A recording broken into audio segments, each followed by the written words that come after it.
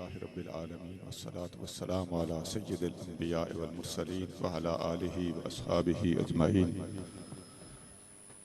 حضور مرشد کریم استاذ العلماء والحفاظ حضرت قبلہ پروفیسر سائیں حافظ منظور احمد مشوری بادشاہ ادام اللہ ذلہم العالی، دیگر شہزادگان درگاہ عالیہ مشوری شریف، علماء کرام، مشائخ عظام، بزرگوں، بھائیوں، عزیزوں،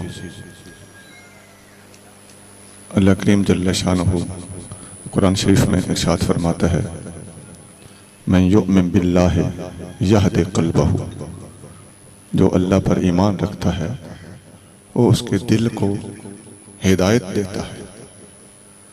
اللہ پر ایمان رکھنے سے اللہ دل کو ہدایت دیتا ہے. یہ میں نے آیت اس لیے پڑھی ہے، ہم نے درگاہ عالیہ مشوری شریف سے نسبت جوڑی، اللہ نے ہم پہ کرم کیا، یہ توفیق ملی، اور ادھر سے جو ہم نے کرم، مہربانی، شفقتیں، عنایات کے دریا بہتے ہوئے دیکھیں. اگر کوئی عالم دین علم کے حوالے سے درگاہ عالیہ مشوری شریف کو پرکھنا چاہے تو باقی کتابیں ایک طرف، صرف ایک فتاویٰ قاسمیہ کو تھوڑا سا پڑھ لیں، چند صفحے پڑھ لیں. لوگ ٹائم نہیں نکالتے، پڑھتے نہیں ہیں، لیکن اگر علمی ذوق والا بندہ فتاویٰ قاسمیہ شریف کا ایک صفحہ پڑھ لے گا تو وہ ضرور کہنے پہ مجبور ہو جائے گا کہ یہاں علم کے دریا بہہ رہے. اگر کوئی بندہ ادب دیکھنا چاہے، سائیں بادشاہ تو سائیں بادشاہ ہیں. سائیں ٹھٹھا شریف والے جیلانی شاہ صاحب ایک دن فرما رہے تھے کہ ادب سیکھنا ہو تو سخی سائیں نالے میٹھا سے سیکھو.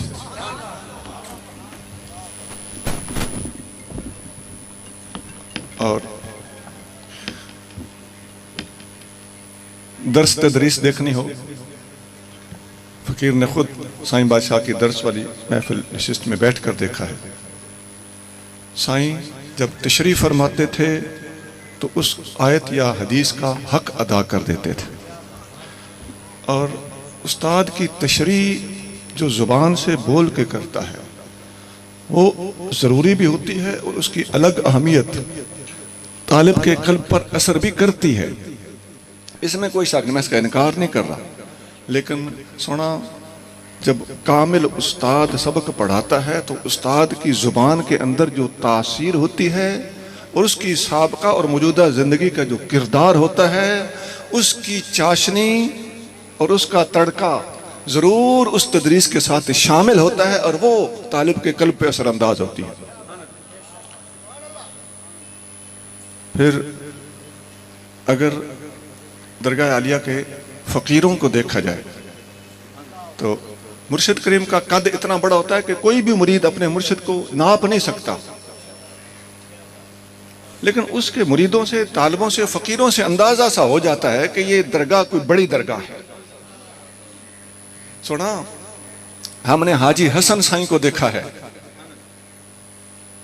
جو درگاہ شریف کے بے شمار طالبوں کے استاد ہیں، اور ہم نے علی بخش چانڈی علیہ رحمت کو دیکھا ہے، ہم نے امیر بخش جمالی کو دیکھا ہے، ہم نے ان کی صحبتیں اٹینڈ کی ہیں. اور ابھی تو یہ وہ لوگ ہیں جنہیں جاننے والے جانتے ہیں کہ ان کو اللہ نے کیا مقام عطا فرمایا تھا. جن کے مرید ایسے ہیں ان کا مرشد کیسا ہوگا.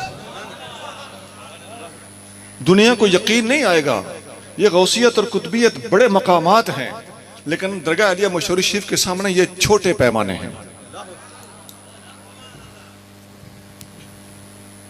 ابھی تو ہم نے حاجی علی مراد کو زرداری کو دیکھا ہی نہیں، ان کی تو باتیں ہمارے پاس ہیں.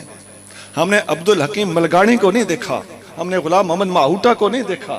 جن کو ہم نے دیکھا ہے ہم ان کی بات کر رہے ہیں، اور جن کو ہم نے سنا ہے ان کی باتیں ان سے بھی ہم نے اونچی سنی. سنا یہ میں نے باتیں اس لیے کی ہیں کہ بہت سے لوگ پڑھے لکھے بھی آئے ہوئے ہوتے ہیں، دنیاوی علوم والے بھی ہوتے ہیں، کالجی بھی ہوتے ہیں، علماء بھی ہوتے ہیں. تو ہم ہر لحاظ سے اپنے مرشد خانے کو دنیا کے سامنے رکھنا چاہتے ہیں. جس کو نہیں پتا وہ کسی غلط فہمی میں نہ رہے. حدیث شریف میں آتا ہے حبیب کریم صلی اللہ علیہ وسلم نے فرمایا کن عالما او متعلما او مستمعا او محبا ولا تکن الخامسۃ فتہلک، یا عالم بن جا، یا عالم کا شاگرد بن جا، یا ان کے پاس بیٹھنے والا بن جا، یا دور بھی رہو تو ان سے محبت کرنے والا بن جا۔ پانچویں چیز نہ بننا، ان چار میں سے کچھ نہ کچھ بن جا، پانچویں چیز نہ بننا ورنہ ہلاک ہو جاؤ گے۔ اور یہ ضروری وضاحت ہے کہ اغدو عالما، عالم بن جا، یہ حضور فرما رہے ہیں صلی اللہ علیہ وسلم۔ سنا، اس زمانے میں عالم آج کل کے عالم یا مولوی کو نہیں کہتے تھے، اس زمانے میں عالم ہمیشہ اللہ کی معرفت رکھنے والے کو کہا جاتا تھا۔ اور سیدھا ترجمہ یوں بنتا ہے، آج کل کی مکسیشن نکال کر ترجمہ یوں بنتا ہے کہ اللہ کا ولی بن جا، یا ولی کا مرید ہو جا، یا طالب ہو جا مراد ہے، اس کا مرید ہو جا، یا ان کے پاس بیٹھنے والا، ان کی صحبت میں آ کر کم از کم بیٹھا تو رہے، یا ان سے حب کرنے والا بن جا، پانچویں چیز نہ بننا ورنہ ہلاک ہو جاؤ۔ ایک درخواست ہے، یہ جو فرمایا کہ ولی بن جا یا عالم بن جا، ساری دنیا ولی اور عالم تو نہیں بن سکتی، اس کا مطلب ہے یہ تھوڑے لوگوں کی بات آقا نے پہلے کی۔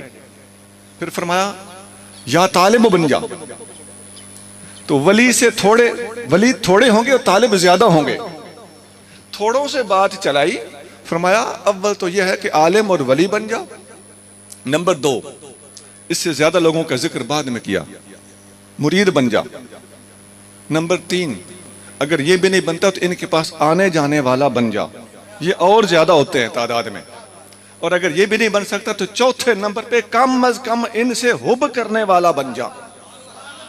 یہ حب کرنے والے سب سے زیادہ ہوتے ہیں، عالم تھوڑے، طالب زیادہ، ان کے پاس بیٹھنے والے اور زیادہ، ان سے محبت رکھنے والے اور زیادہ۔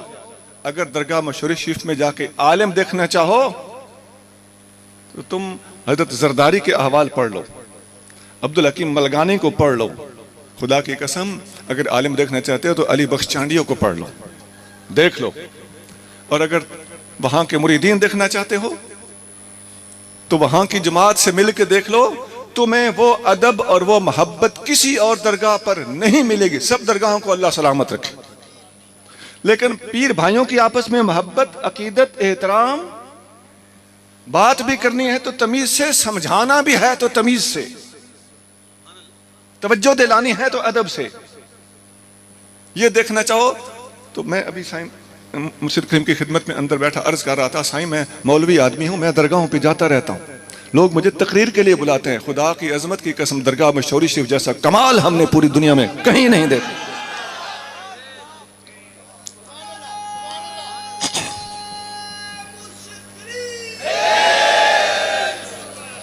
یہ ضروری ہے، درگاہیں سب اللہ انہیں آباد رکھے، ہر جگہ ولایت ہے، ادب ہے، احترام ہے، لیکن موازنہ جب کرتے ہیں نا تو جو قد ہمارے سائیں بادشاہ مشہور شریف والے کو اللہ کریم نے عطا فرمایا ہے وہ کسی اور کو نہیں ملا۔ اسی طرح میں اینڈ پہ بات لے جاتا ہوں، میں نے کہا کہ سب سے زیادہ حبدار ہوتے ہیں، جن کی تعداد زیادہ ہوتی ہے ان میں دیوانے بھی زیادہ ہوتے ہیں، ان میں بھولے لوگ بھی زیادہ ہوتے ہیں، ان میں مستانے بھی زیادہ ہوتے ہیں۔ حبیب کریم صلی اللہ علیہ وسلم نے فرمایا اذکر اللہ حتی یقولوا مجنون، مسند احمد میں ابو سعید خدری اس کو روایت کرتے ہوئے فرماتے ہیں رضی اللہ تعالیٰ عنہ، آقا کریم صلی اللہ علیہ وسلم نے فرمایا کہ اللہ کا ذکر ایسے کرو کہ دیکھنے والے تمہیں پاگل سمجھیں۔ ایک حدیث میں آتا ہے کہ ان اکثر اہل الجنت البلہ، جنت میں اکثریت بھولے لوگوں کی ہوگی۔ ابھی آپ نے مجنون پنے کا مظاہرہ دیکھا، بھولے پن کا مظاہرہ دیکھا، تو آقا صلی اللہ علیہ وسلم ان بھولے، ان سیدھے، ان مجنون لوگوں کے کندھے پہ تھپکی دیکھتے ہوئے فرما رہے ہیں کہ ان میں شامل ہو جاؤ، ان کو چھوڑ کے پانچویں چیز نہ بننا۔ اللہ تعالی ہمیں پانچویں چیز بننے سے محفوظ رکھے۔ درود پاک پڑھیں۔ الصلاة والسلام علیکہ یا سیدی یا رسول اللہ۔ ساری جماعت درود شریف پڑھے۔ الصلاة والسلام عليك يا سيدي يا رسول الله وعلى آلك وأصحابك يا سيدي يا حبيب الله. سنا جس بندے کو مرشد کی تلاش ہوتی ہے، حبیب کریم صلی اللہ علیہ وسلم نے اس کے لیے کچھ پیمانے، کچھ معیار، کچھ سمجھنے کے اصول بتائے. ایسے نہیں کہ جو مشہور پیر ہے اس کو پیر پکڑ لو، نہیں. زاغوں کے تصرف میں عقابوں کا نشیمن والی مثال بھی کثرت سے آج کل مل رہی ہے. اللہ تعالیٰ نے قرآن شریف میں جو ارشاد فرمایا، الذین آمنوا وکانوا یتقون، اللہ کے ولی کی پہچان یہ ہے کہ اس کا عقیدہ بھی ٹھیک ہوگا، اس کا عمل بھی ٹھیک ہوگا. اور آگے فرمایا وکونوا مع الصادقین، سچوں کے ساتھ ہو جاؤ. جو لوگوں نے مرشد کی 4 نشانیاں بتائی ہیں کہ اب نمبر 1 اس کا عقیدہ ٹھیک ہو، نمبر 2 وہ عالم ہو، نمبر 3 وہ با عمل ہو، نمبر 4 اس کا سلسلہ نبی پاک علیہ الصلوۃ والسلام تک جڑا ہوا، اوپر لڑی پہنچتی ہو. تو یہ ساری باتیں ان دلائل سے، قرآن کی ان آیتوں سے ماخوذ ہیں. ان کی روشنی میں علماء نے یہ باتیں طے فرمائی ہیں. اور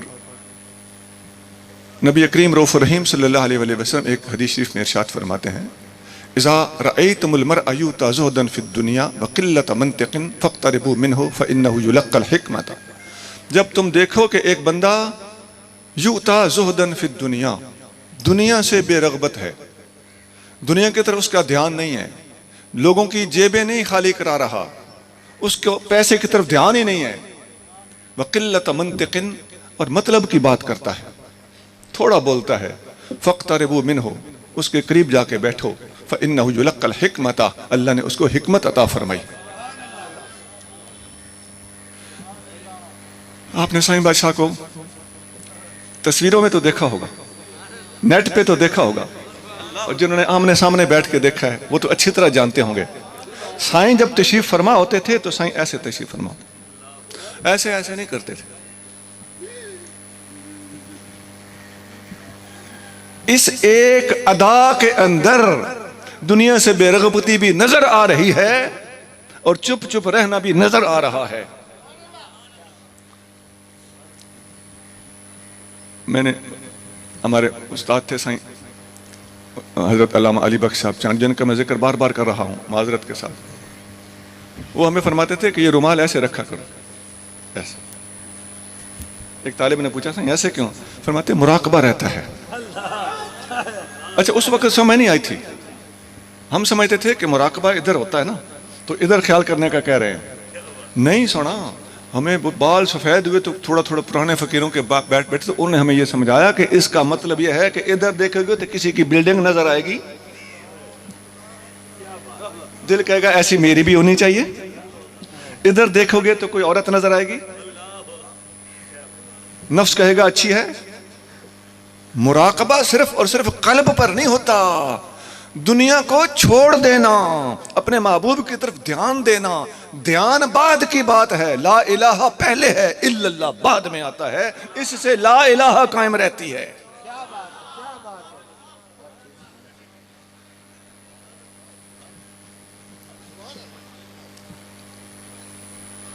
اور حدیث میں جو میں حدیث عرض کر رہا تھا کہ فرمایا جو بندہ دنیا سے بے رغبت ہو اور چپ چپ رہتا ہو، اس کے قریب چلے جاؤ، اس کے پاس اللہ نے حکمت کے خزانے رکھے ہوئے ہیں. یہاں سوچنے کی بات ہے کہ چپ چپ والے کے پاس جا کے بیٹھیں تو کیا کریں، کیا فائدہ؟ وہ کچھ بولے گا تو نصیحت آئے گی نا. آقا فرمانے جو چپ چپ رہتا ہے تم اس کے پاس جا کے بیٹھو. پتہ چلتا ہے تبلیغ 2 قسم کی ہوتی ہے، عالم کی تبلیغ بول بول کر ہوتی ہے، ولی کی تبلیغ چپ کر کر کے ہوتی ہے. عالم کی تبلیغ زبان سے ہوتی ہے، ولی کی تبلیغ نگاہ سے ہوتی ہے.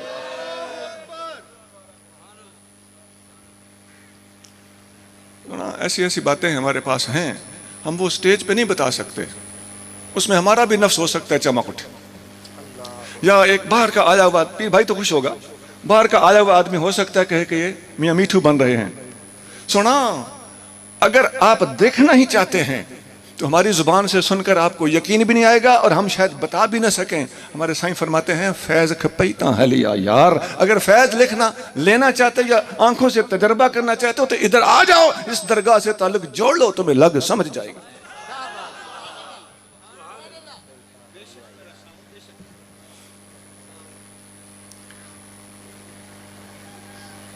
اور ایک حدیث اس کے بعد بھی ہے,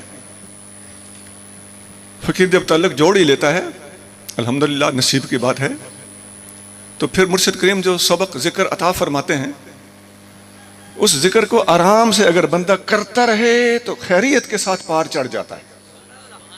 اب دیکھتے ہیں کوئی بھی سلسلہ ہو, مریدوں کو ذکر دیا جاتا ہے, کوئی یا کریموں کا ذکر دیتے ہیں, ہے ایسا سلسلہ باقاعدہ, یہی وہ ذکر ہے ان کا, اور قل هو اللہ شریف اور درود شریف, یہ ایک ذکر ہے, ایک طریقہ ہے. سارے سلسلوں میں الگ الگ ذکر ہیں. ہمارے سلسلے میں سب سے پہلا ذکر لا الہ الا اللہ کا ذکر ہے. اس کی وجہ کیا ہے کہ نبی پاک علیہ الصلوۃ والسلام ارشاد فرماتے ہیں کہ لکل شیء ثقالۃ, ہر میلی چیز کو صاف کرنے کے لیے کوئی نہ کوئی دوا, کوئی نہ کوئی چیز ہوتی ہے. وثقالۃ القلب ذکر اللہ, دل کو صاف کرنا ہو تو اس کا آلہ اللہ کا ذکر ہے. اور ذکر کون سا؟ فرمایا افضل ذکر لا الہ الا اللہ, سب سے افضل ذکر لا الہ الا اللہ کا ذکر ہے. دونوں حدیثوں کو جوڑو, دل کو کھرچنے کا آلہ اللہ کا ذکر. ذکر کون سا؟ فرمایا لا الہ الا اللہ سب سے افضل ذکر. نتیجہ کیا نکلا؟ درگاہ شریف سے جو ہمیں سب سے پہلا ذکر 4 تسبیح کا ملتا ہے, اس میں سب سے پہلی تلوار ہی لا الہ الا اللہ کی سکھا کر ہمیں اس راہ پر چلا دیا جاتا ہے. میرے استاد تھے جن سے میں کتابیں پڑھتا تھا, وہ چشتی سلسلے میں بیت تھے. ان کا ذکر تھا یا کریموں اور درود شریف. مجھ سے پوچھنے لگے تمہارے مرشد پاک نے تمہیں کون سا ذکر دیا ہے؟ میں نے کہا لا الہ الا اللہ. تو وہ تھوڑا سا مزاحیہ تھے استاد صاحب, تو تھوڑا سا پیچھے ہٹ گئے, کہنے لگے بڑا جلالی ذکر ہے.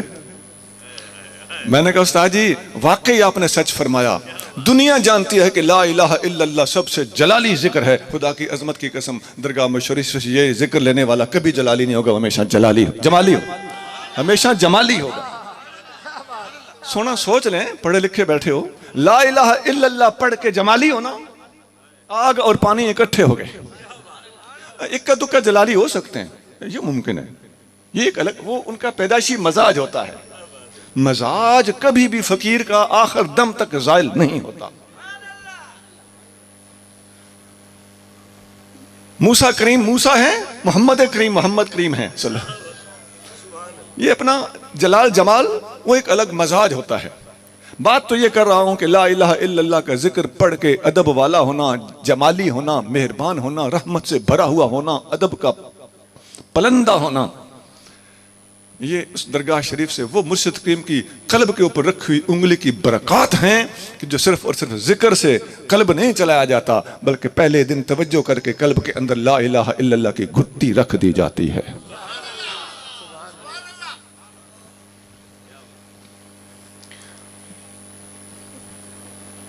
اور ہمارے پاس پنجاب میں درگاہ شریف سے, سندھ سے, مختلف علاقوں سے ہمارے پیر بھائی آتے رہتے ہیں. یہ چنور شریف میں ہمارے پیر بھائیوں کا آستانہ پاک ہے. کوئی پیر بھائی بتائے, اپنے دل میں سوچ لو, کھڑا ہو کے کیا بتانا ہے, اپنے دل سے ایمانداری سے سوچ لو, کبھی آپ کے پاس آپ کا پیر بھائی دنیا کے لیے آتا ہے؟ کبھی آ کے طرح طرح کے لنگر مانگتا ہے؟ خدا کی قسم جو کھلاؤ اس پہ بھی کہے گا کہ آپ نے زیادتی کی. میں یہ کھانے نہیں آیا, میں سائیں کو دیکھنے آیا ہوں, میں اپنے یار سے ملنے آیا ہوں.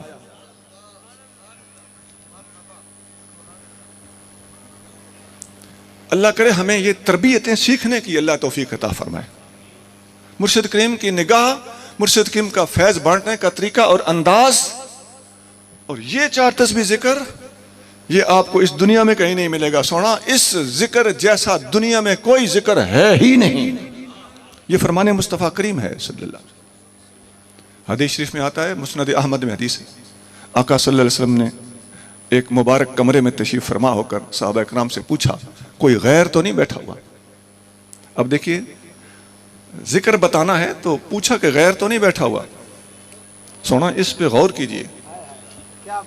پتہ چلتا ہے یہ نعمت ہر کسی کو عطا نہیں ہوتی. آقا نے صحابہ نے عرض کیا یا رسول اللہ کوئی غیر نہیں اپنے ہی ہیں. فرمایا تو پھر دروازہ بند کر دو. دروازہ بند کرا دیا.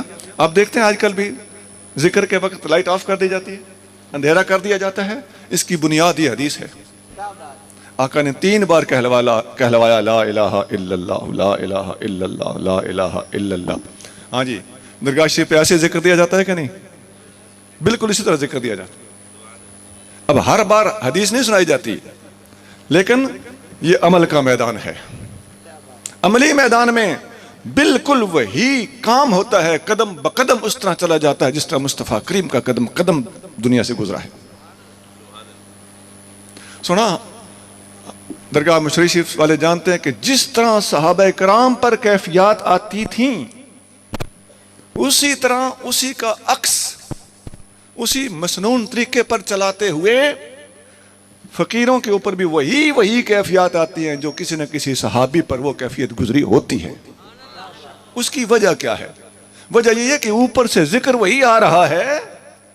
یہ بات ضرور ہے کہ جیسے جیسے قیامت قریب آتی چلی جائے گی, اسی طرح آگے فیض لینے والوں کے اندر ذوف ہو سکتا ہے, لیکن مسنونیت اور راہ طریقت اور عطا کا ریلا اسی سپیڈ سے چل رہا ہے جس طرح نبی کریم صلی اللہ علیہ وسلم اس کو جاری فرمایا تھا.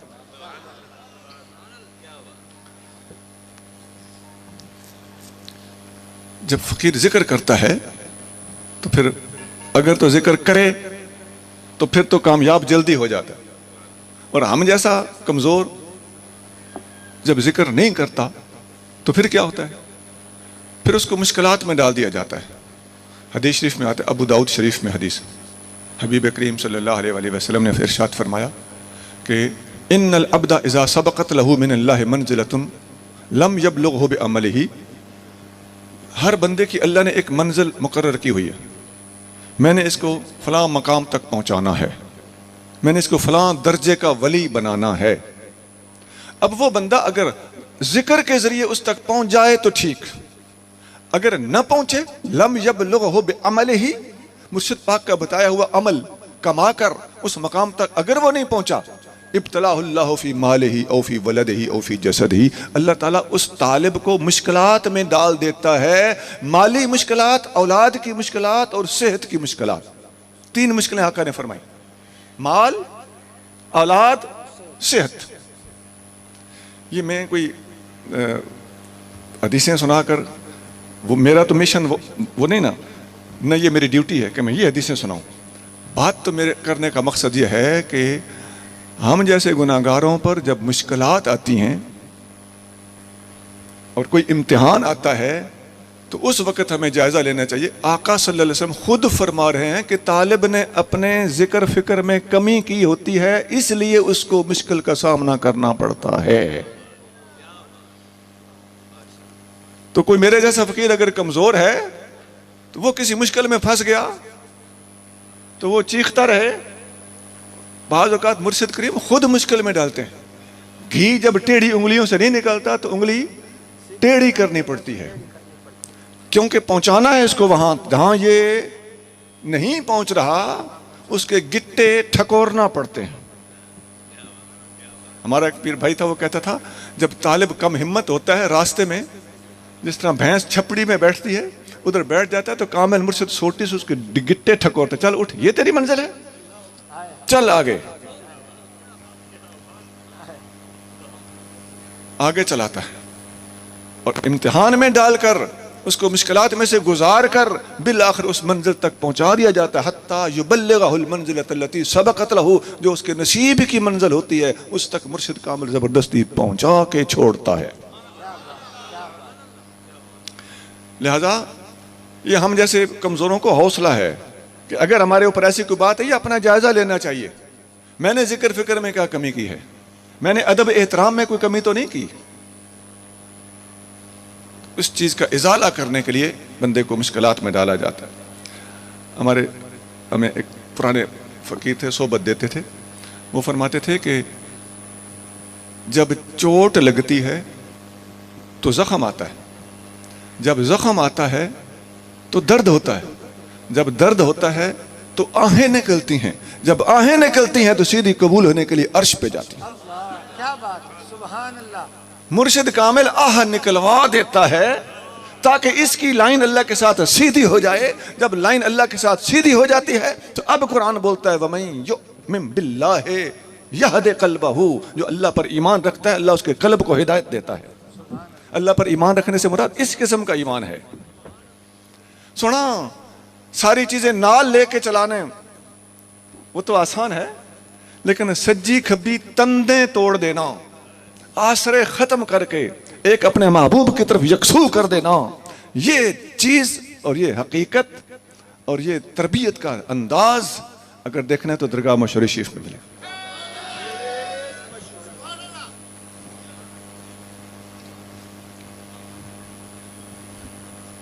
اس وقت مرشد کریم پیچھے بیٹھ کے دیکھتے ہیں کہ اس کو آگے ذرا جانے دو۔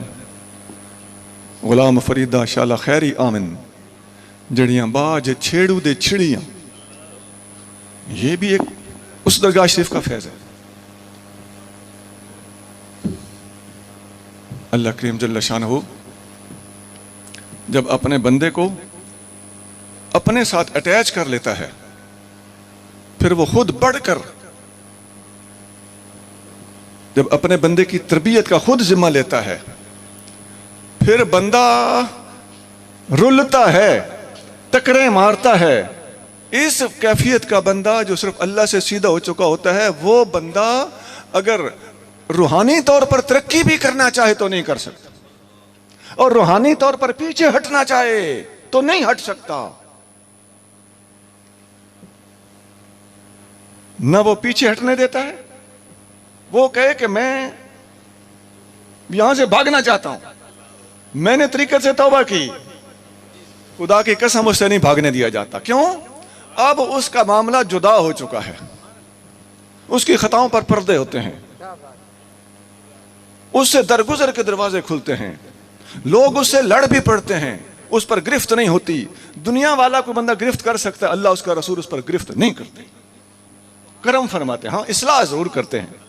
حدیث شریف میں آتا ہے کہ اللہ تعالیٰ جس بندے پر مہربان ہو جاتا ہے اسے خواب میں تشریف لا کر ڈانٹتا ہے۔ اللہ اکبر۔ سنا، اللہ کریم جل شانہ کو تو نے میں نے نہیں دیکھا، اللہ کریم جل شانہ کے مظہر کے طور پر اللہ تعالیٰ کی نیابت کرتے ہوئے طالبوں کو رہنمائی دینے کے لیے مرشد کریم کی صورت کو استعمال کیا جاتا ہے۔ کیا بات، کیا بات۔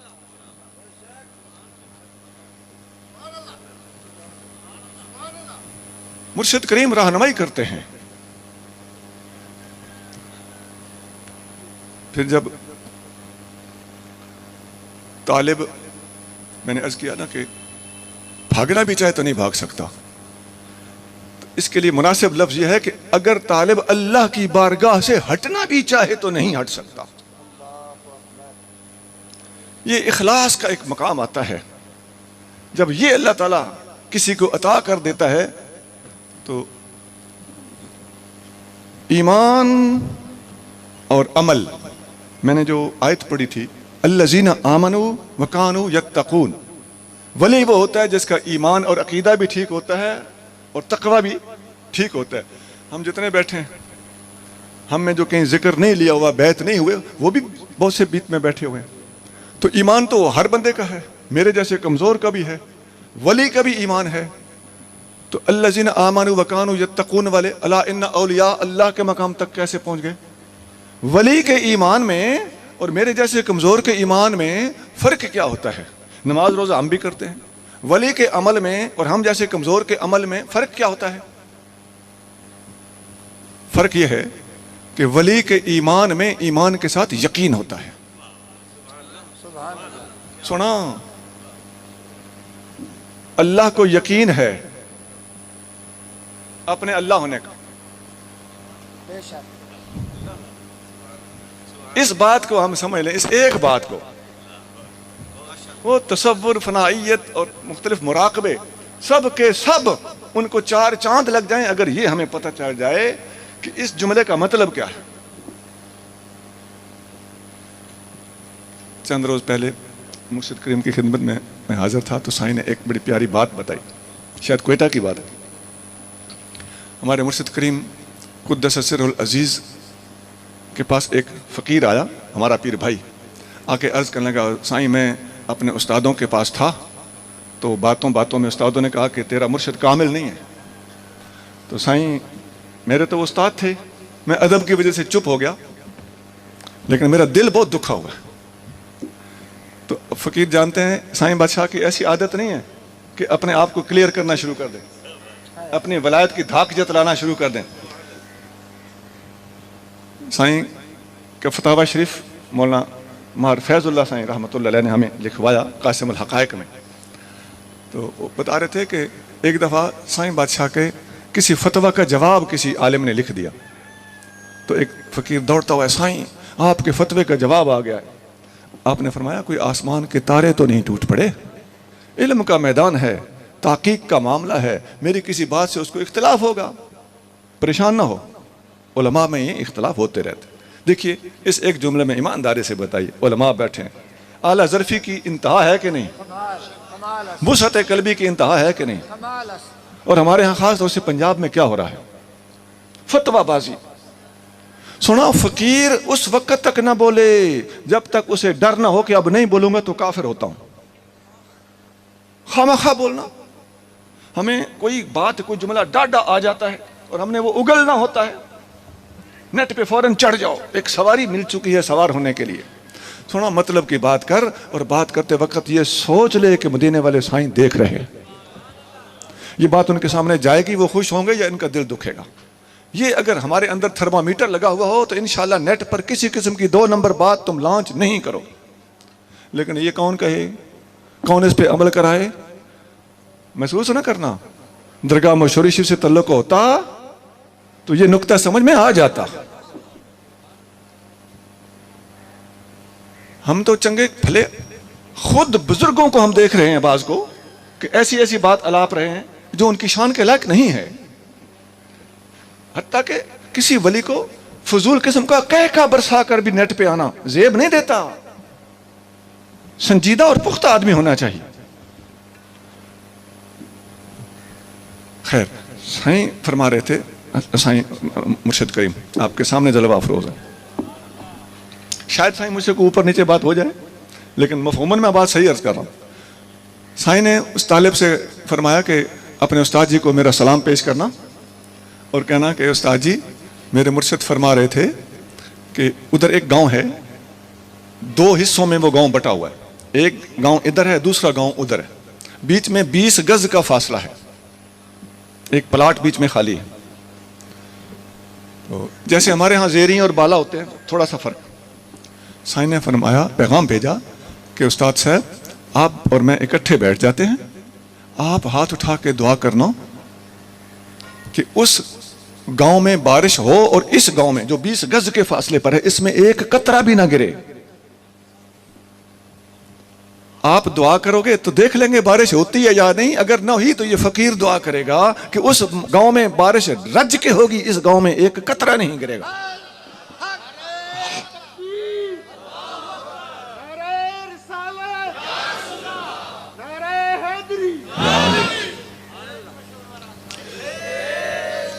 اچھا، اب جو میں بتانا چاہتا ہوں وہ یہ ہے، یہ کرامت سنانا میرا اس وقت مقصد نہیں ہے. عرض یہ کرنا چاہتا ہوں، سائیں نے فرمایا آپ کے بیٹا آپ کے استاد میں وہ یقین ہی نہیں ہے کہ وہ اس دعا کے لیے ہاتھ اٹھا سکے. پتہ چلتا ہے کہ بات یقین کی ہوتی ہے. الذین آمنوا، ہاں سائیں اصلاح فرما رہے ہیں. سائیں نے فرمایا اس کو یقین نہیں ہے، ہم کو یقین ہے.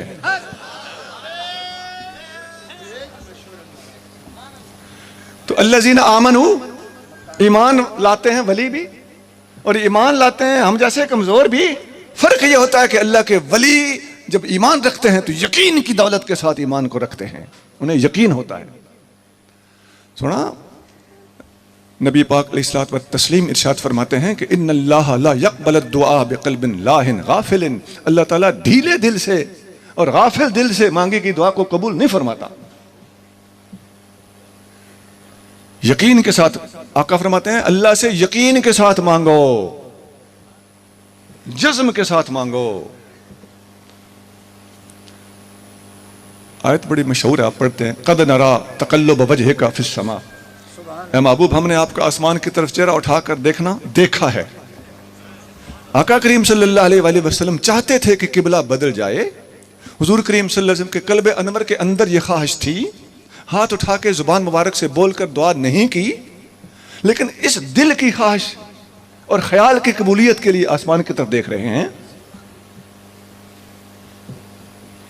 اصل ویسے تو آیت آپ سنتے پڑھتے رہتے ہیں، سنی اس آیت کو محبت کے حوالے سے بڑا پیش کرتے ہیں، اور یہ حق ہے کہ یہ پیش کی جائے. یہاں اور بات عرض کرنا چاہتا ہوں، جیسے میں نے سنا کہ کرامت میرا مقصد نہیں تھا سنانا، بات اور تھی، بات یقین کی بتانا مقصد تھا. سنا یہاں بھی بات یقین کی ہے. آقا کو یقین تھا، میرے دل میں خیال آئے قبول کیسے نہ ہو. آقا اس یقین کے ساتھ ادھر دیکھتے تھے. ہمارے ایک پیر بھائی تھے، بڑی صحبت دیتے تھے. وہ فرماتے تھے جب کوئی وظیفہ بھی پڑھو یا دعا بھی کرو تو بعد میں بے قرار ہو جایا کرو. یہ قبول کیوں نہیں ہو رہی؟ وہ بے قراری اس کو قبول کراتی ہے. ایسے تو ہم پڑھتے رہتے ہیں، دیکھتے ادھر رہتے ہیں، پڑھتے ادھر رہتے ہیں. یہ تسبیح رول والی بات اور ہے، اور یقین سے بول والی بات اور ہے.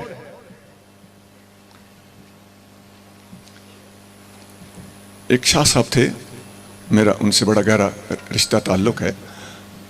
آزاد کشمیر میں ایک جگہ ہے فاورڈ کہوٹا، وہاں کے رہنے والے تھے.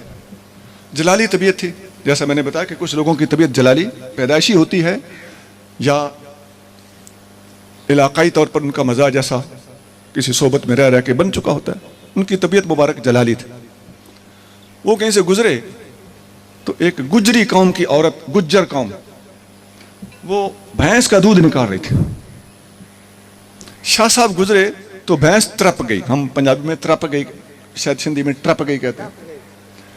بھینس ترپ گئی، اس نے دودھ نہ دیا. وہ کشمیرن کہتی ہے تھارے بج پوے، یہ گجری بولی ہے. تجھے وہ عورت شاہ جی کو کہنے لگی تیرے اوپر بجلی گرے، تو نے میری بھینس ترپا دی. شاہ جی کو جلال آ گیا. شاہ جی اپنے گھر گئے. گھر کے صحن میں ادھر ادھر ایسے ایسے کر کے گھوم رہے ہیں. گھر والوں نے پوچھا شاہ جی کیا بات ہے؟ کہنے لگے ایک درخواست دی تھی، ابھی تک قبول کیوں نہیں ہوئی؟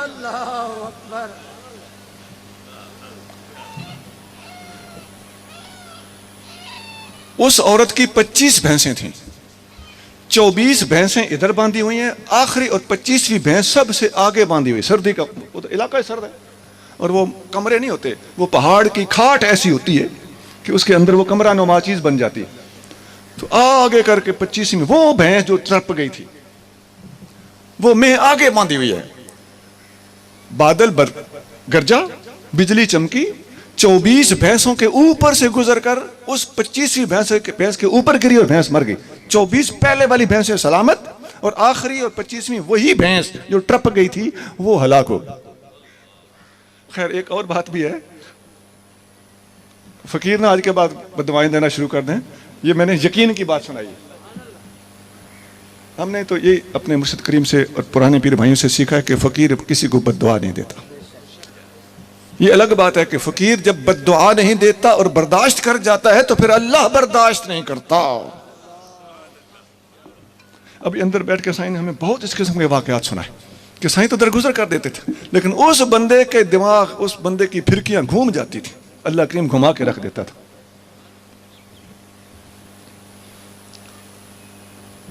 تو عرض یہ کر رہا تھا کہ اللہ کے ولی میں یقین ہوتا ہے. الذین آمنوا تو سارے ہی ہیں، لیکن جو یقین کے ساتھ اور اللہ تعالیٰ جل شانہ کی ذات پر بھروسہ رکھتے ہوئے یکسوئی کے ساتھ اس طرف متوجہ ہو جاتے ہیں تو یہد قلبہ، اللہ ایسے بندے کے قلب کو خود ہدایت، اندر سے رہنمائیاں اٹھنا شروع ہو جاتی ہیں. جب اندر سے رہنمائی اٹھ جائے بس اب پیمانہ شریعت کا ہے کہ شریعت کے خلاف ہوگا تو ہو سکتا ہے شیطان نے ڈنڈی ماری ہو، ورنہ رہنمائی اس کو اندر سے ہوتی رہتی. مرشد نے اس کو جہاں پہنچانا تھا پہنچا دیا، یہد قلبہ کے مقام تک پہنچا دیا. ایسے فقیروں کی صحبت میں ہم رہے. ایسے ایسے فقیر ہم نے درگاہ مشوری شریف کے دیکھے ہیں کہ روٹی بھی کھاتے ہیں تو انہیں حکم ہوتا ہے کہ اب یہ نوالا نہیں کھانا، تمہارا پیٹ بھر چکا ہے۔ اس اندر سے رہنمائی ہے۔ اب یہ کوئی کتابی مسئلہ ہے، اس پر کوئی سوچے گا اس پر عمل کرنا کوئی واجب ہے؟ اللہ کی طرف سے آنے والی رہنمائی کو وہ فقیر کے اپنے لیے فرض عین ہوتی ہے، ذاتی طور پر، شرعن نہیں۔ اگر وہ اس پر عمل نہ کرے تو سالوں سال اس کا نتیجہ بھگتنا پڑتا ہے۔ ہم نے وہ نتیجہ بھگتے ہیں، حتیٰ کہ استخارہ نہ کرنا بھی کمزوری ہے، اور استخارے میں جو جواب آئے اس پہ عمل نہ کرنا اس سے بڑی کمزوری، نتائج بھگتنا پڑتے ہیں۔ یہد قلبہ، اس کے اوپر فائز ہو جانے کے بعد پھر اس کے آگے آداب بھی ہیں، اس کو نبھانا مشکل ہے، یہ اس کا فضل ہو۔ پھر مرشد کریم کی ضرورت، پھر پتہ چلتا ہے کہ یار اب جاؤں مشوری شریف، سینکڑوں کلومیٹر کا فاصلہ طے کر کے ادھر جاؤں، ادھر جا کے سائیں کے سرحانے کھڑا ہو کر، آج کل سرحانے کھڑا ہونا آسان ہے نا، وہاں کھڑا ہو کے عرض کروں تو کرم ہو جاتے۔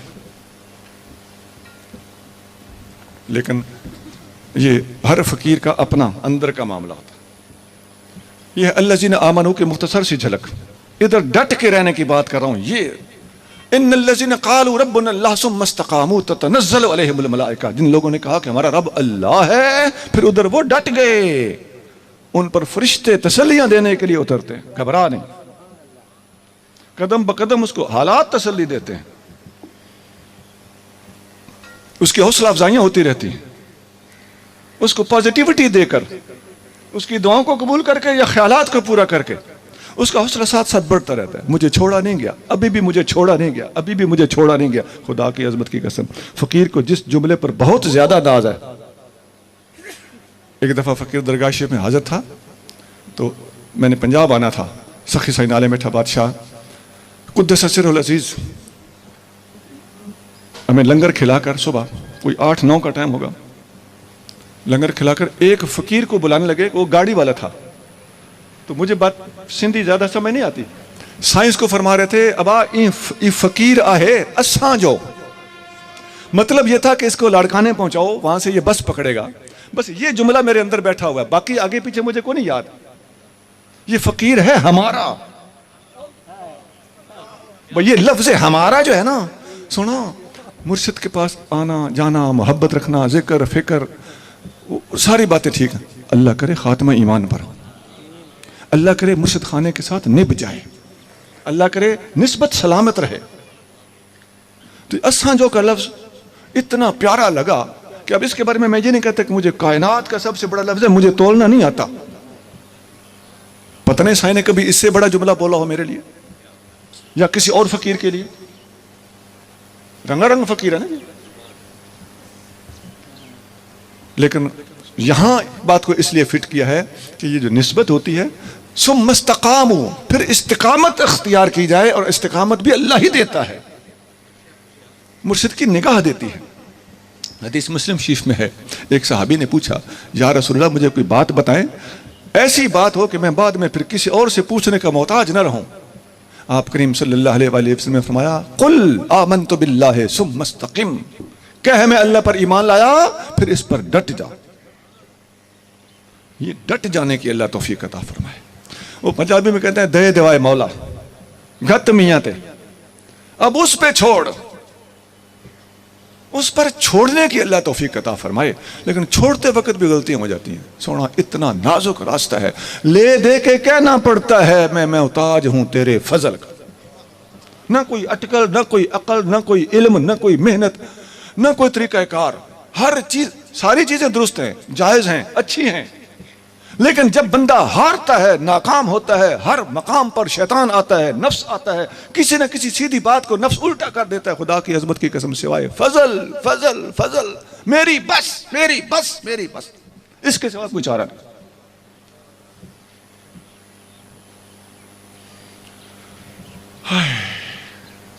وہ کلام کافی سارے میرے ذہن میں آ رہا ہے، لیکن میں آگے چلنا چاہتا ہوں۔ میں دوسری بات عرض کر رہا تھا کہ وَكَانُوا يَتَّقُونَ، ولی کا عمل مضبوط ہوتا ہے تو عمل بھی جیسے عقیدہ سب کا ہوتا ہی ہے، ولی کا عمل بھی عقیدے کی طرح ہم سے جدا ہوتا ہے۔ ولی کے عمل میں سب سے بڑی چیز اخلاص، وہ جو کرتا ہے اس کی رضا کے لیے کرتا ہے، وہ ڈرامے کے لیے نہیں کرتا، وہ دکھاوے کے لیے نہیں کرتا۔ لیکن یہاں بھی کافی ساری، حضرت جنید بغدادی رضی اللہ تعالیٰ عنہ ایک دفعہ تشریف فرماتے، حضرت رابعہ بصریہ پاس تھیں رحمت اللہ علیہا۔ حضرت جنید بغدادی رضی اللہ تعالیٰ نے بیٹھے بیٹھے کہیں آہ بھری اور فرمایا اللہ۔ حضرت رابعہ بصریہ کہنے لگے استغفر اللہ، آپ کو کوئی خیال نہیں آیا آپ یہ کیا بول رہے ہیں؟ آپ سنا کے اللہ کہہ رہے ہو۔ اب یہ دیکھو، اب وہاں ہمارے جیسا بندہ تو فیل ہے کہ اونچی اللہ پیر کہنے پر بھی پابندی ہے۔ رابعہ بصریہ کا مقام یہ تھا، یہ کیفیت اپنی اپنی اپنی اپنی ہوتی ہے۔ اسی لیے پیر بھائی جو سمجھدار ہوتے ہیں دوسرے پیر بھائی پہ فتویٰ نہیں لگاتے، اس کا کوئی حال ہوگا، کوئی کیفیت ہوگی، کوئی وجہ ہوگی۔ اس کا حال رونے کا ہے، اس کا حال چپ کرنے کا ہے، اس کا حال ادھر ادھر دیکھنے کا ہے، اس کا حال آنکھیں جما کے رکھنے کا ہے۔ تاڑے لگی ہوئی ہیں آنکھیں، یہ پتہ نہیں کیا کیا ہوتے ہیں ادھر۔ ایک چپ سونا تے سو سکھ، اپنی بری نبھا کسی دی او جانے۔ حضرت رابعہ نے پکڑ لیا، پکڑ فرمائی کہ تم نے یہ لفظ کیوں بولا، اونچا کیوں بولا۔ بڑے اعتماد سے بات کر رہی تھیں، لیکن ابھی آپ کو سمجھ آئے گی کہ حضرت جنید بغدادی زیادہ حق پر تھے۔ زیادہ حق پر میں نے اس لیے کہا کہ حضرت رابعہ بھی حق پر تھی۔ اللہ ہمیں اللہ والوں کا ادب نصیب فرمائے۔ سنا حسین بن منصور بھی حق پر ہیں، جن اللہ کے پیاروں نے ان پر گرفت فرمائی، اپنے مقام کے لحاظ سے فرمائی تیرا میرا کام یہی ہے کہ رحمت اللہ علیہ کہو۔ حضرت جنید بغدادی نے جواباً ارشاد فرمایا رابعہ تو ٹھیک کہتی ہے، لیکن میں نے اونچی اونچی اللہ اللہ کر کے بھی دیکھا ہے اور دل میں اللہ اللہ کر کے بھی دیکھا ہے، میرے لیے اونچا بولنا اور دل میں بولنا برابر ہو چکا ہے۔ یہ بھی ایک وقت ہے۔ سونا آپ بالکل ٹھیک ہو، یہ اپنا اپنا وقت ہے۔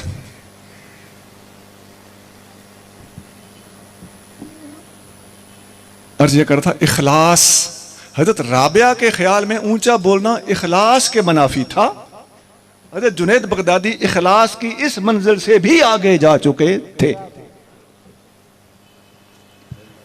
ایک دفعہ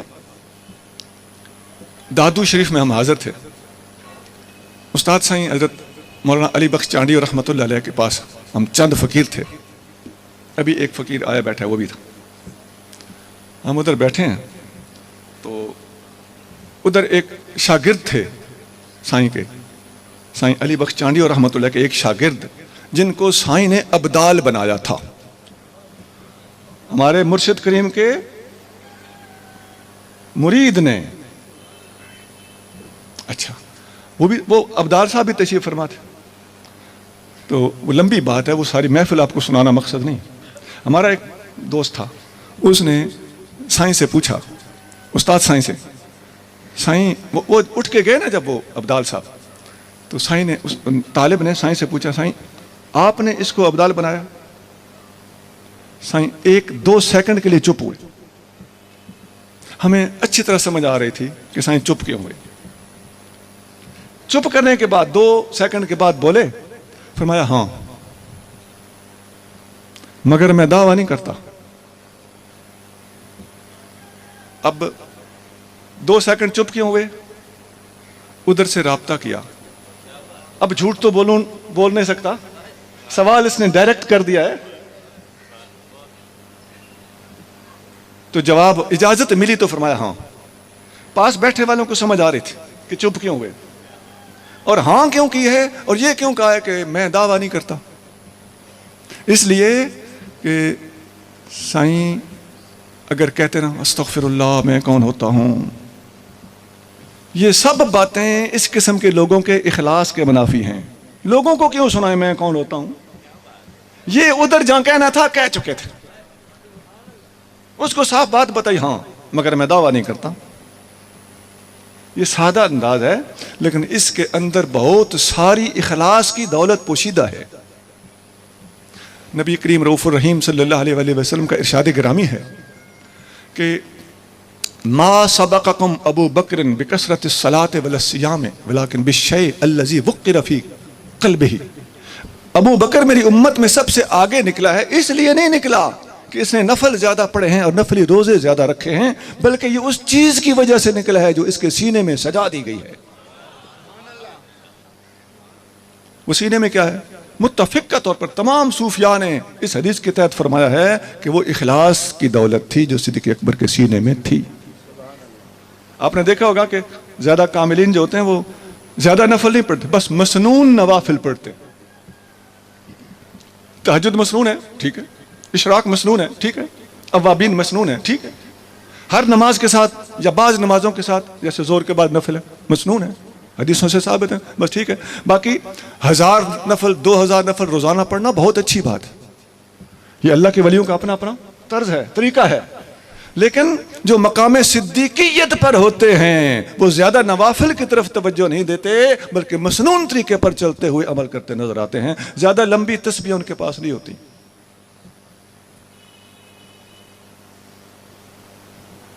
اس کا یہ مطلب نہیں کہ میرے جیسا بندہ بھی آج کے بعد تسبیح بھانے کے پاس بیٹھ جائے، نہیں، اللہ کرے وہ چیز ہمارے اندر حقیقتاً آ جائے، پھر ہمارا اندر کا معاملہ خود بخود سیدھا ہو کر ہمیں بتائے گا کہ اب ان چیزوں کی ضرورت نہیں رہی، صرف اور صرف تمہارا تھوڑا سا عمل بھی اللہ کی بارگاہ میں بہت زیادہ قبول ہوگا.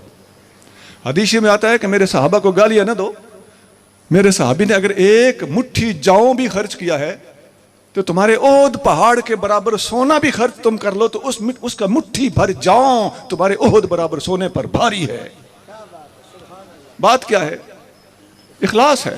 آقا نے وہ نگاہ ڈالی ہے کہ غیر کا بیچ میں سے نام ہی نکال دیا ہے. ہر صحابی کا عمل اخلاص سے اتنا لبریز ہے، اس کا مٹھی بھر چاول جاؤں خرچ کرنا احد برابر سونے پر بھاری ہوتا ہے. ایک اور بات بھی ہے، اس کی مثال دینے لگا. نبی کریم رؤوف الرحیم صلی اللہ علیہ وسلم ہر سال جامع ترمذی میں حدیث آقا 2 قربانیاں دیتے تھے، ایک اپنی طرف سے ایک پوری امت کی طرف سے. ایک بکرا پوری امت میں تقسیم کیا جائے، ذرا سوچ کے بتاؤ کتنا کتنا آئے گا؟ بوٹی بوٹی تو دور کی بات ہے نا، ایک تند بھی نہیں آئے گی، ایک ذرہ بھی نہیں آئے گا ہر بندے کو. بلا مبالغہ لاکھوں کروڑوں نہیں، اربوں اور کھربوں، اور قیامت تک ابھی تو قیامت پتہ نہیں کتنے لاکھ سال بعد آئے گی. یہ جو روز قیامت ہمارے سر پہ ہمیں بتاتے ہیں کہ آئی کھڑی ہے، دجال آنے والا ہے، امام مہدی ظہور پذیر ہونے والے ہیں رضی اللہ تعالیٰ، یہ سب ان کے اندازے اور تکے. سونا اللہ تعالیٰ کے نظام کا کچھ پتہ نہیں. اس بارے میں بھی جیسے میں پہلے کہہ رہا تھا، زیادہ ہاتھ ہولا رکھو، خاموش رہو، آپ کو کیا پتہ کب قیامت آنی. حدیث میں آتا ہے قیامت اس وقت تک نہیں آئے گی جب تک ایک بھی اللہ اللہ کرنے والا موجود ہے. یہ مسلم شریف میں لا تقوم الساعة على احد يقول اللہ اللہ. اب اس اللہ اللہ کرنے سے مراد زبانی اللہ اللہ کرنا ہے یا دل سے اللہ اللہ کرنا ہے، یہ تفصیلی بحث ہے، اس پر کوئی حتمی بات نہیں کہی جا سکتی. لیکن یقولوں کا لفظ کیا بتا رہا ہے کہ قول کا لفظ موجود ہے. تو ابھی آپ دیکھا اللہ اللہ ہو رہی ہے کہ نہیں ہو رہی؟ ابھی تو بڑھ رہے ہیں جی، سالوں سال مشورے والے سائیں جہاں فیض نرالا، ابھی تو معاملات بڑھ رہے ہیں. اللہ اللہ اللہ اللہ اللہ اللہ جل شانہ و عما نوالہ. آقا کریم صلی اللہ علیہ وسلم کا ایک بکرا پوری امت میں تقسیم ہو جائے تو امت قیامت تک کھاتی رہے، ختم نہیں ہوگا. اس کی وجہ کیا ہے؟ جن کے صحابی کا ایک مٹھی جاؤں احد پہاڑ کے سونے سے بھاری ہے، ان کے صحابی کے بکرے کا کیا حال ہوگا؟ اور جس صحابی کے بکرے کا یہ حال ہے، اس صحابی کے محبوب نبی صلی اللہ علیہ وآلہ وسلم کے اپنے بکرے کا کیا مقام ہوگا؟ سنا قار پاکاں را قیاس از خود مگیر، گرچہ آمد در نوشتن شیر شیر. پاکوں کے کام کو اپنے اوپر قیاس نہ کر. لکھا ہوا ہو تو شیر اور شیر ایک جیسے ہوتے ہیں، لیکن شیر بندے کھاتا ہے، شیر بندے جلاتا ہے. شیر بندوں کو زندگی دیتا ہے. شیر دودھ کو کہتے ہیں جسے سندھی میں کھیر کہتے ہیں. اللہ تعالی ہمیں اللہ والوں کے بارے میں حسن ظن رکھنے کی اور ان کے رنگ میں رنگے رہنے کی اور ان کی مختلف کیفیات کو سمجھنے کی اور اگر سمجھ نہ آئے تو یہاں پھر حسن ظن سے کام لینے کی توفیق عطا فرما. اس آستان پاک کو اللہ قائم دائم رکھے اور مشور شریف کا فیض ہر سالوں سال نرالا ہی ہوتا چلا جائے. سبحان ربک رب العزت عما یصفون وسلام علی المرسلین والحمد للہ.